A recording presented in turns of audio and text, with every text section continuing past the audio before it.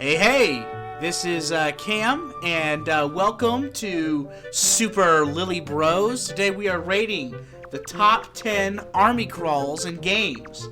Number 10 is Windwaker. It's also 1 through 9 as well. 1 through 9 as well, yep, because I don't care about any of the rest, so. Really the only one that matters. It is the only one that matters. But I just got through the maze. First try without any problems. Nothing happened at all. Unlike me, who was going in circles for a half hour. Do you remember these having anything written on them? I remember them having some kind of riddle was impossible for me to solve. It just says, open the chest in the pinto box. Desire succeeded, yes, but sadly, due to a slight mistake on my part, I was also caught. I have been imprisoned, but I do not give in easily. I refuse to give this wondrous box to my captors. I have decided to hide it here, in the depths of my cell, and then make my escape by tunneling out. Yes, this is my plan. I wonder if that's supposed to be Tingle, or just some guy who used to live here. I always thought it was the pictograph guy, which seemed weird because you think someone like that wrote this would there would be bones here or something of someone that died here or something. Yeah. But it's really just a guy that lives on locally on the island. Just some dude. Yeah, but it's legendary text. I will write the controls for it because thank you for giving the controls for how to run the picture. Because we're not going to get that as soon as we open the chest. It's actually the secret background to Lenzo. He's another one of those characters that has this secret, sad background story. Is that the Picto guy? Yeah, Lenzo, the Pictograph Okay, guy. You keep saying that, and I'm like, who the heck is he talking about? Yeah, Lenzo, my guy, Lenzo. Lenzo's the guy I bullied in Beach verse. Who we're now best friends with. Hopefully. Hey, Lenzo, do you still like peanut butter and jelly sandwiches? He's way bigger than me, but he's still intimidated by me. I'm not! Stop! It's so hard to enter these things. Is there not a way to get out of here quick? I guess I can just go the wrong way on purpose. I'm pretty sure that's the only way, actually. I think it's funny they keep having, these little trap doors, but it's, extremely easy to see. If you're going, there's clearly the wrong way. But as a kid, I wouldn't pay attention. Oh yeah. And I would. All right, so I let his dude out of jail. Oh no! For the love of God, no! No! Please, no! If you actually talk to these people, they have really interesting and textured lives. Yeah. But on the other hand, they're also mostly terrible people. They also stand there in the same spot, 24/7. If you indulge me for a moment, please admit that I am looking fine. Why, looking this fine would have won me the Miss Windfall crown way back when. She looks like a character on King of the Hill. She does. Oh my gosh, I'm still looking better than all the younger girls. She would fit into that episode where the older women are trying to be when what do you call it? The pageant? A pageant, yeah. Listen, I'm a man, I don't know about that kind of stuff. Did you see this? They got a Mario reference here. Are you sure that's supposed to be? I think so. I mean, look at him. He's got the mustache, he's got the blue hair, the red overalls. I think that's supposed to be Jumpman. Blue hair? Yeah. It's not a Mario thing. Well, I mean, it's got the Mario colors is what I mean. I'll give you that. Hiya there, boy. Did you happen to see the post box near down the docks? Well, just so you know, if you want, I don't care about this. There's a couple people that are worth talking to, but for the most part, they're kind of boring. That's you. Why do I have to do this guy every time? What, you're the guy. Really? You have rescued him. That is news I deem rather great. You are one stand-up individual. Indeed you are. Now I apologize as I have nothing. I have but another I wasn't done. I'm actually considering starting up a little shop here on the island, but I'm having trouble funding my... Why can I not read this? I don't know. You're having a rough I feel like I'm getting a headache reading this for some rough reason. go of it over there. Okay. Alright. Are you I'm done now. I can tell. You're giving me a headache.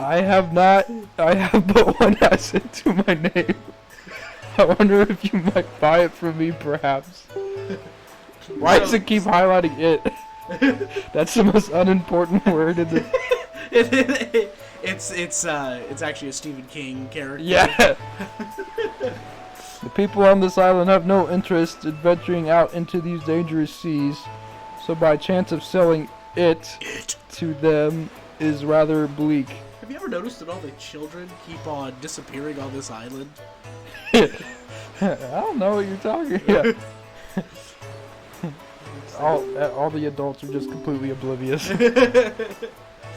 I'd really like to ask 200 rupees for it, but as a favor for rescuing my friend, perhaps we may strike a deal. 300. Yeah. 300, take it or leave it. Do it for 50. I'll buy it. 80 rupees. Take that! The emphasis is kind of whack. It's kind of weird sometimes. Yeah.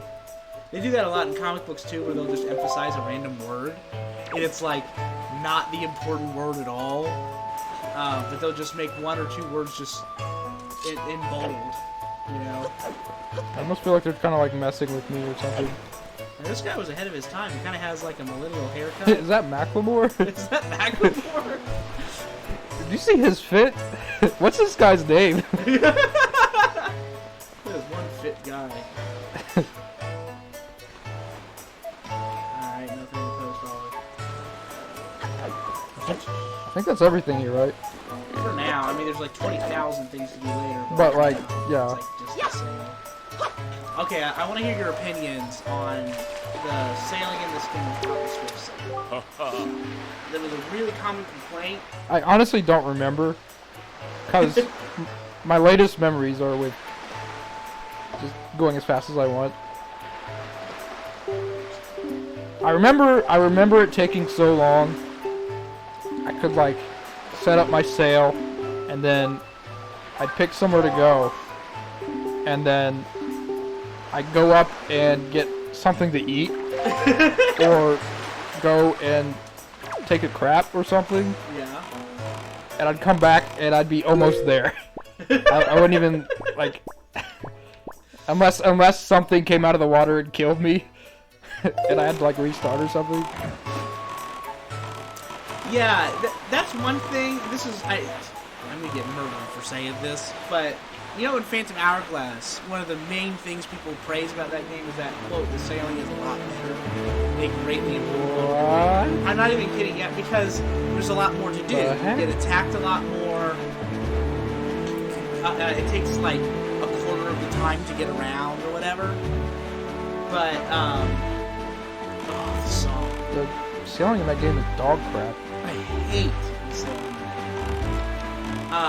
sailing. You know, people always complain, well, there's nothing to do on the sea, there's nothing to do on the sea. But for me, it just always gave me this, like, sense of adventure, and I would just get on the sea, and I'd be like, I wonder what's out there at the end of the sea. I still think this is kind of an unmatched game, and like the feeling it gives you when you're like sailing around and stuff. Yeah. Like just like exploring.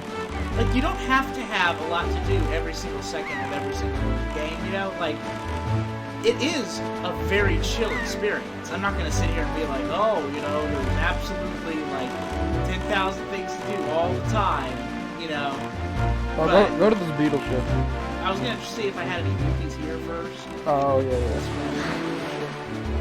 But, get in there somewhere.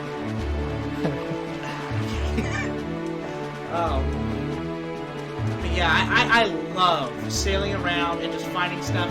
I remember getting up on islands and just seeing the water dripping off the lake and not knowing what's going to be on the island.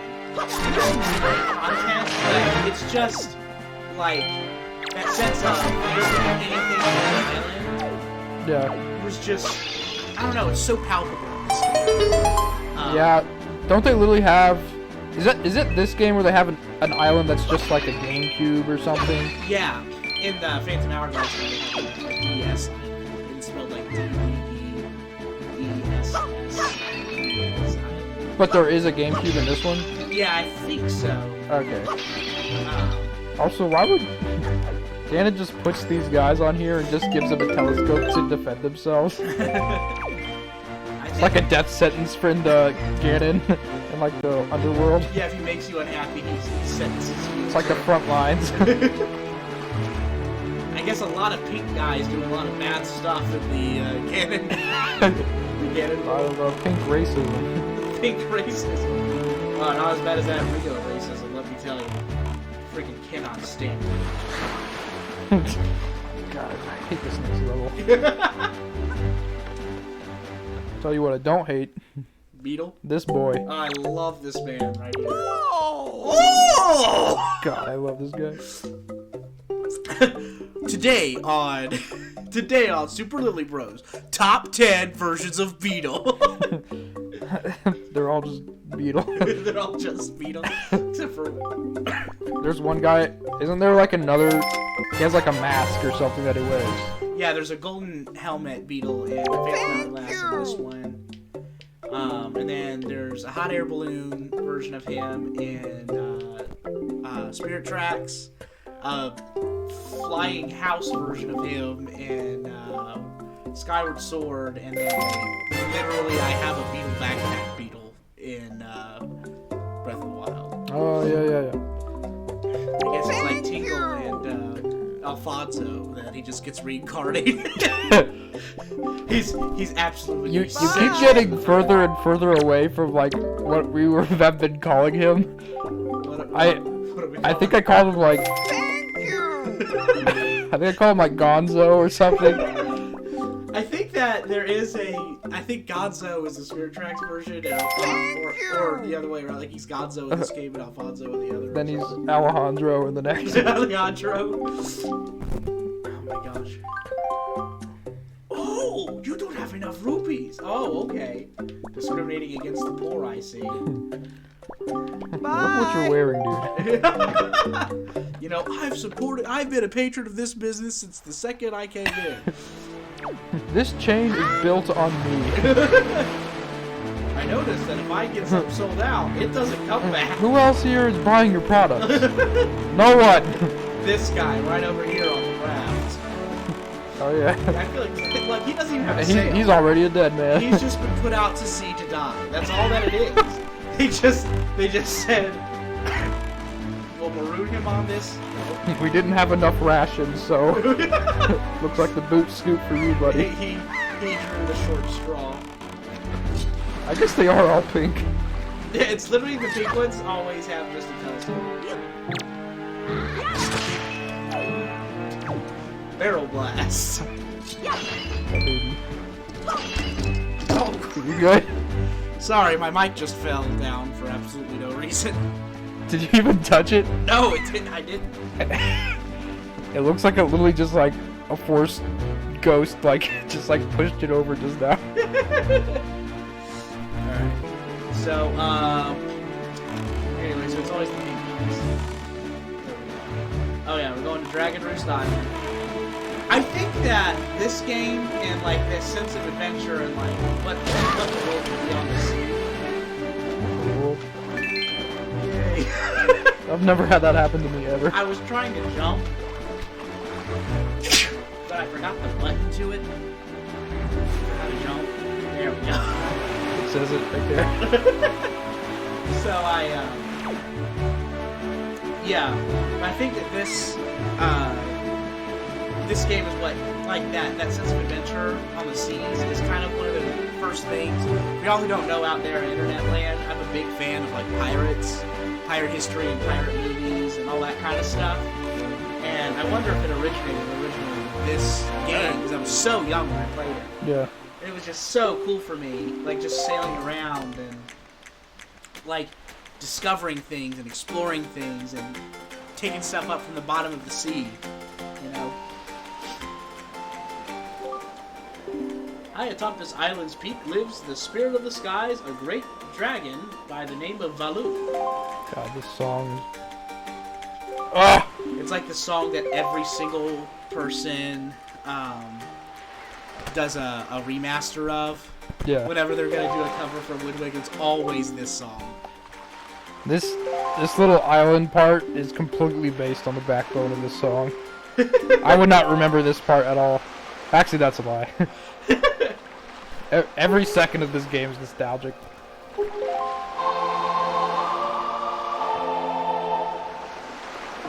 Windwaker seems like an odd choice for like an instrument.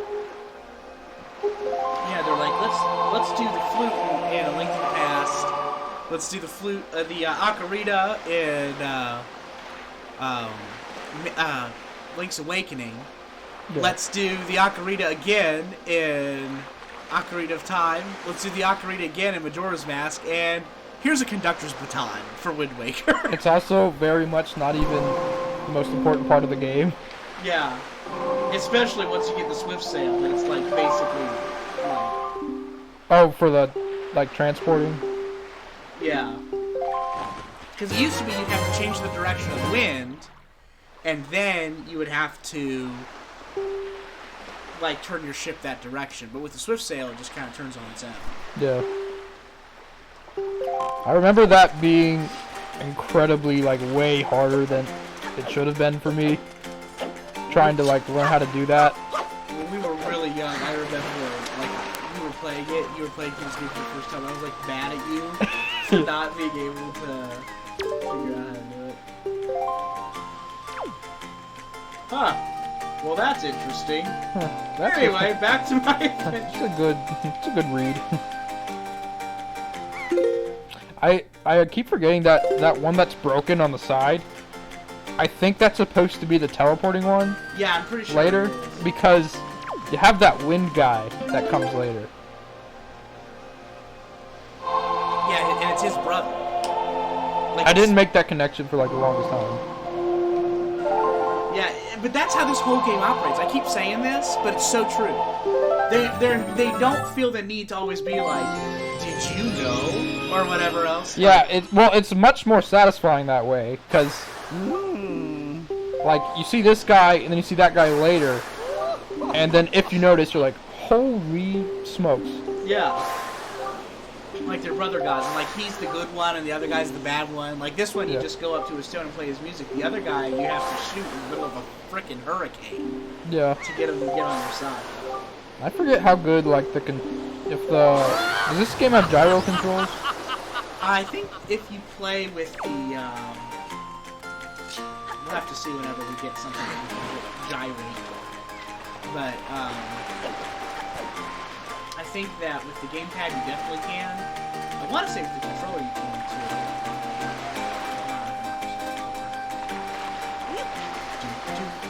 too. It's like Gerudo Valley and this song is like, I'm gonna do a cover of a Legend of Zelda song. I mean, there's a lot of good stuff to choose from.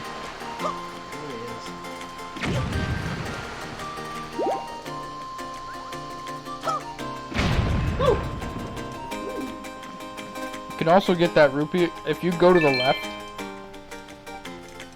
Can you do that yet? Oh wait, no. You have to have a bonus. Yeah. We're just casually discussing in-game stuff. You know, someone watching this like for their first time and doesn't know anything about Windwaker. Spoilers. I mean, the fact that you know what I'm talking about, like, immediately. And yet I can't navigate Forsaken Fortress or make the telescope like look up to see the ship. Dang it. Come back to me. This is really clever how they're teaching you how to use bombs. This game is excellent, as with most Nintendo games, at like teaching you how to do things one thing at a time. You know? Yeah. Like, I actually feel like Nintendo gradually got worse at this over time for a little while. Like during the Wii days, they got really bad about no longer doing natural training like I just did.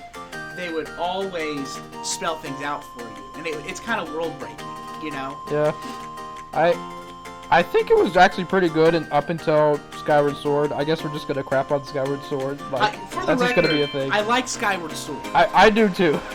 But it has a lot of problems. If we have something to complain about, 9 times out of 10, it's probably gonna be from that game because it's flawed. Yeah, it's very, very flawed. And Nintendo in that era, Skyward Sword, in my opinion, was kind of the first signs that there was just some real issues. Like, people talk about the Wii U and how it was a failure. And they say, oh, it's because the marketing was bad.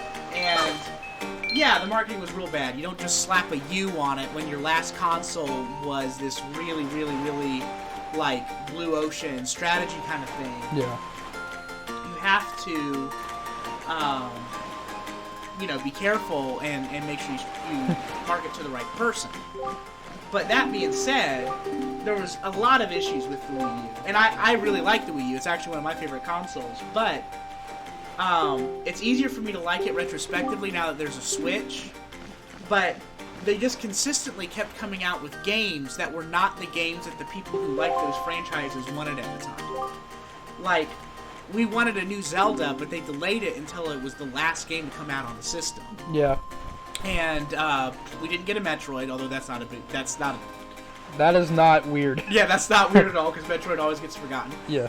Instead of a big sequel to Mario Galaxy and Mario Galaxy 2, we got Mario 3D World, which is a very fun game. It's a really good time. The biggest crime of that game is it's just not Mario Galaxy. Yeah. Something had to follow those games up, and that game just happened to be it. And it didn't even, it was like, so how are you going to follow up 2 of the best games of all time? And it's like, oh, we're just not going to try. Which is, I mean, that's fair, I guess. It is fair, but in the context of everything else that was going on at the time where they needed to sell, and then they kind of sold this Blue Ocean Mario game. Once again, it's really good, and now that it's on the Switch again, after we have Mario Odyssey, I love it as a supplemental game. But it can't take the place of your main Mario game, you know what I mean? Yeah. All the wonder and grandeur of some of the best Mario games is not present. So you didn't have a main Zelda. You had remakes on it. Good remakes. Technically Breath of the Wild came out on the Wii U. But it came out at the last day and on the same day that the Switch. I don't think anybody bought it on the Wii U. Yeah, and so for most of it, and you know, that's before you get into like Star Fox, Paper Mario, Color Splash. It was like Nintendo insisted on not creating the games the fans wanted. They would create games in these franchises that weren't necessarily bad, but none of them were, oh, I've got to go out and get this. Yeah. You know, even Smash on that, it had excellent controls. The best controlling Smash of any Smash game was Smash 4. But it had lackluster... You mean like the mechanics? Yeah, the actual mechanics. Yeah. Like, it just feels good to play.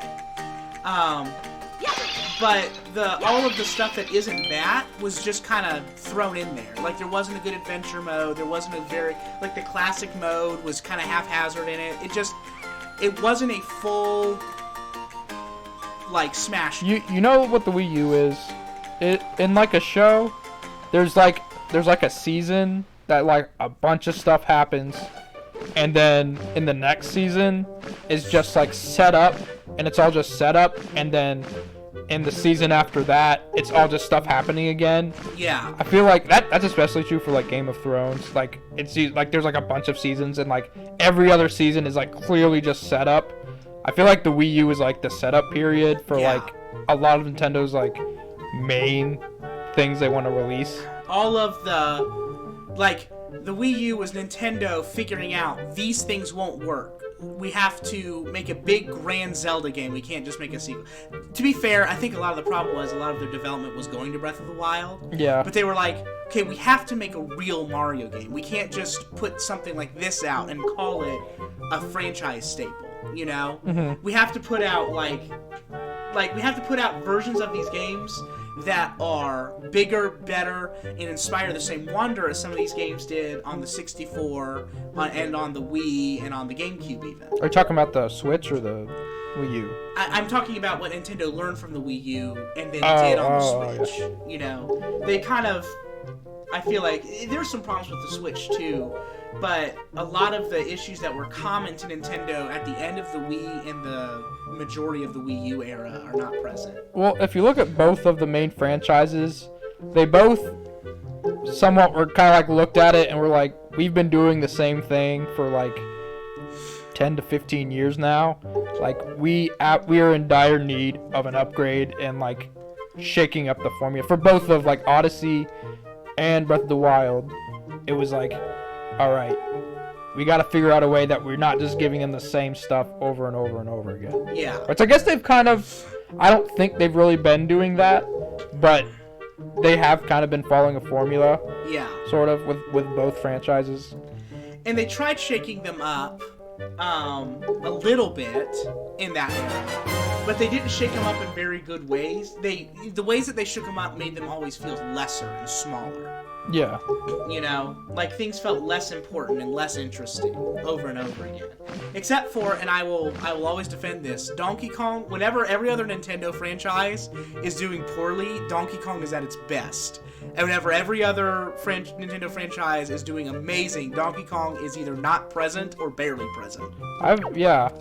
It's weird because I never really got into Donkey Kong. Yeah. I've been meaning to play either like the old games or Tropical Freeze because I heard that's like really good. Dude, Tropical Freeze is, hear me on this, one of the best platformers ever made. Well, geez, don't worry. It's still $60, even though it's 6 years old now. I want to play it so bad, but Nintendo doesn't go on sale. I still have it on the Wii U, and there's nothing on the Switch that makes me want to play the Switch version over the Wii U. We can easily play that together. Maybe we should do especially that. because it's better as a two-player game. That's what I heard. Yeah, it's much better as a two-player game, in my opinion. So, but maybe we can put that on our list to play at some point. But we'll have to do that some other time, because It's that time. it's that time. Thank you guys for tuning in. See ya. You know what to do. And if you don't, ask someone.